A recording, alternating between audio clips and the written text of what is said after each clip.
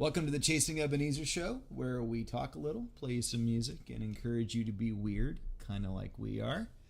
I'm Benjamin, this is Heidi, and we get to talk about habits today. Now, Heidi, when you think of the word habit, what comes to your mind? So many bad ones. So many bad ones. Like, I bite my nails. I've done that my whole life. Yep, even my parents would paint that nasty stuff, and I would still bite through it. So, yeah, it's bad. And this is a really bad one.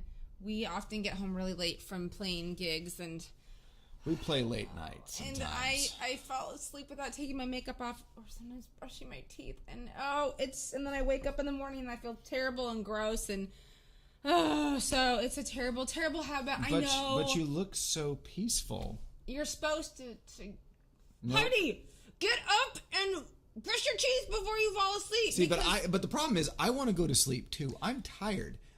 I played late too. And so when you're like, okay, I'll do it. I'm like, no, you won't. And I go to sleep. So, you gotta just push you off the bed? No. You heard her say that. No. Push her off the bed. No, I didn't say that. Okay. So those are bad habits.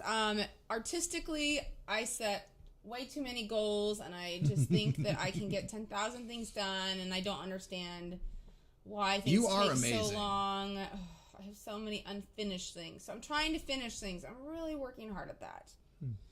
How about you, Mr. Benjamin? Well, I know you could probably name way more than I could, but we're talking about ourselves today.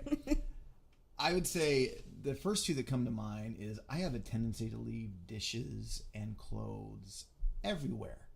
I mean, everywhere. All over the house, all over our cars, plural. So that's a pretty annoying habit. Yeah. And I'm sorry for that. The other one that I realize I do, and I think I mainly do this with you, is I interrupt a lot, especially when we're having a discussion, more emotional conversations, because I really feel like if you just let me get the thought out, you'll realize my point. But that never happens. Yeah. So I'm really working on that. I'm really working on that. Creatively, I have a similar problem to you. I love new things. I love new songs. I love new instruments. I love new guitar pedals. And what I tend to do is that I will get these things, and then I won't master them, and I'll just be thinking about what's next. So I have this list of unfinished, unlearned, unplayed. Yeah, that hammer dulcimer there, taking up all this space in the other room. How's that coming along? I'll tell you what, the oud is doing a whole lot better for me right now. That's another instrument I'm actually teaching myself how to play. That's good. So I'd say those are probably my main bad habits creatively. We'll limit it. No, there is another one, and it really came out on Wednesday, and I'm learning to do better about it. I get really fixated on my own creative ideas. Oh. It's bad. You mean you're not a team creator? I love the idea of being a team creator person, and I think I am until someone has a different opinion than I do. This was beautifully illustrated on Wednesday night. Our band's getting ready to play for a TV show in a couple stay weeks. tuned. Yeah, we're super excited about it. And we were trying to pick the songs, and we have a really good problem because our bandmates are amazing. They're some of the best musicians I've ever played with. Love them. Yep. They make us sound good. They really do. And it's hard to pick songs because all of them sound so good. Yeah. I had the 4 songs locked in my head, and one of our bandmates had a different suggestion. And Ryan, you are absolutely right. But initially, I was like, oh, I don't know about that. And there was like this whole, I have to protect my inner creative world garbage. And I was like, I felt myself get defensive, but I caught it. And I processed through it, and oh man, it was a great decision. But I realized I get stuck in my own head sometimes. And I think as a lot of creatives, we do that, which makes us a royal pain in the butt to work with sometimes. So that's a habit that I'm addressing as well. You're doing good. Yeah. But, habits are always associated often with bad ones. So why don't we pick a different word like rhythm or practice? And they can be good, too. They're good. And I think I know some really good habits that you have. All right? Tell me. So since you don't like saying good things about yourself, I will say the good things about you. That's hard for me.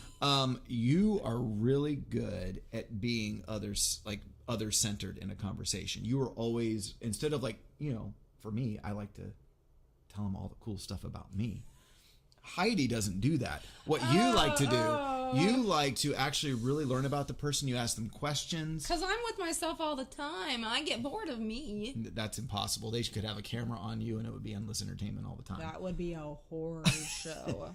But you're really good at drawing people out and paying attention to them and making them feel like they're the star of your own show in a conversation. It's pretty cool. So you're really good at that. You're really good at reading what's needed in a room. Like you know the emotional temperature of a room better than I do. Like when somebody's crying, or upset, it's not a good idea to crack a joke to break the tension. That's something that I struggle with. Go very well. No, it doesn't. So I think you're really good with that. That's really sweet. I think that you are really good with creative ideas. You're able to focus because I like music from the 20s. I like classical music. I like 80s ballads. So there is definitely music that I do not like. He's kind of snobby. I am. I won't get into specifics because let's not I want to have friends after this show. Yeah, he might hurt your feelings. Very unintentionally. So Ben's really good at, okay, if we're creating something, does this make sense? Does this fall into like our values or kind of our genre, and if it doesn't, does it make sense to do it? So I think you're really good at keeping things on track. Who knew being a snob was a gift? The other thing that you do is that when someone comes like to our show or comes into church or someone kind of enters somewhere, you intentionally go over and talk to them and make it a point. Like immediately you're like, boom, I gotta go talk to that person. I gotta go say hi. And so that's really very nice of you. Yeah, creatively for you. Oh, there's I get so many more? things. I get more? Oh, yeah. Ooh. I think that you are really good. I mean, I know you struggle with playing fixed parts. That stresses you out. But the strength of that is that you can roll with so much. You are very flexible as a musician. And that doesn't always happen. And so, Except if you want me to play in the key of B, then I'm just not very happy about that. Apparently, that's a bad key. Yeah. But for violins. But you're really good at that. I can just tell you what key it is, and you come up with something amazing. Thank you. Yeah. Thank you very much. And the other thing is there's too many. See, now you're talking about me. Let's talk about someone else. We could talk about our cat. No? I don't think people... They don't need to know about that. They don't need to know about that But, you're really good at not being too cool for things when you're playing a show. And that sounds like a backhanded compliment. It's not intended to be that way. But when we're playing a show, I tend to be like the serious artist. You're a serious artist. Stuff. And then there you are playing percussion with the kids. And you know what? I'm like, at first I'm like, oh, that doesn't fit our brand.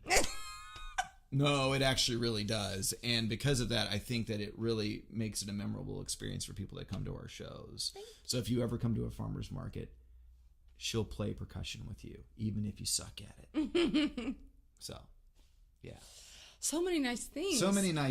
So you might be out there and you might be feeling like you maybe have all these bad habits that you don't like, or maybe there's a new habit you want to do, or so let's talk about that a little bit. Let's talk about kind of developing a new habit. I mean, one thing that we've tried to do, because it's really hard, sometimes they say it takes 30 days, sometimes they say, I've heard 80 days. It takes it takes a long time for me to do something new.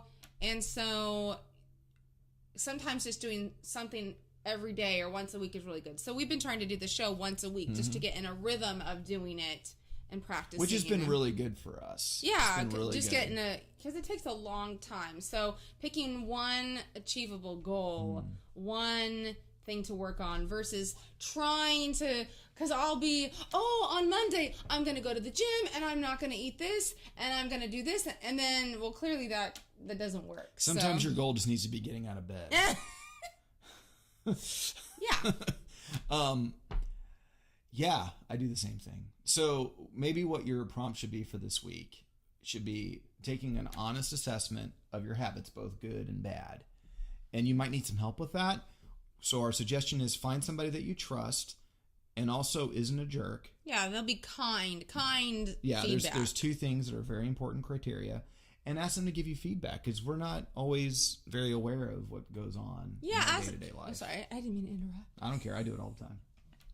And ask them what are good habits you see me? Because we can forget. We don't even know we're doing good habits sometimes. So that's important. You need positive and then helpful if there's something you want to change or a new thing you want to do. Okay, one thing that I'm working on that's coming really soon is I've been working on a website. It's just my own website. It's going to have violin stuff on there. It's going to have, and then I'm going to be writing a blog. And I've been trying to set itself up to be successful because a lot of times I'll try to start something new, but I won't have thought through, what's it going to take to actually make this happen? And my counselor, I haven't seen her in a long time, but one of the things she suggested I ask myself is about, there was something we were working through, and she said, what are the things excuses you're gonna use to talk yourself out of it? So mine That's would good be, advice. I'm not a good enough for my new blog. It'll be, I'm not a good enough writer, or my website isn't quite good enough. But I'm like, no, I'm gonna start where I'm at, and I'm gonna try to do one new post a week. That seems like a manageable goal.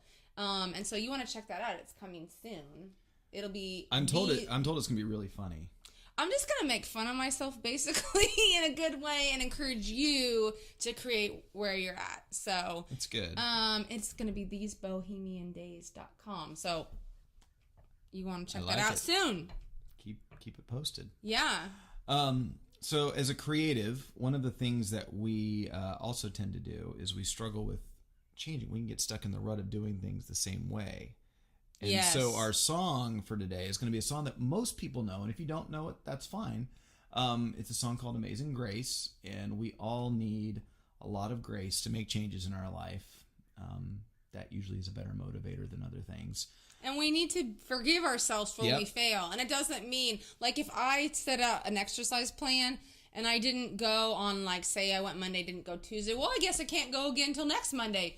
No, it's okay. Yep. Just go again. This is about developing a long-term thing versus. That's good. It's really. I probably read that somewhere. So I'm learning too. Yeah. So Amazing Grace, we're gonna do that. We've got our own little way of doing it that we're gonna play for you. So it's gonna be really fun. I'm gonna move like this. You probably will. Will. And if you like this show, you can support us on Patreon. $1 or more a month. It'll really help us continue to live. And even potentially make a new Chasing Ebenezer studio album. We'd love that. We really want to do that. And if you really like this show, just share it. Please, That's free. That'd be share awesome. it with your friends and people that would benefit from it. So here's Amazing Grace, and we'll see you soon. Bye. Bye.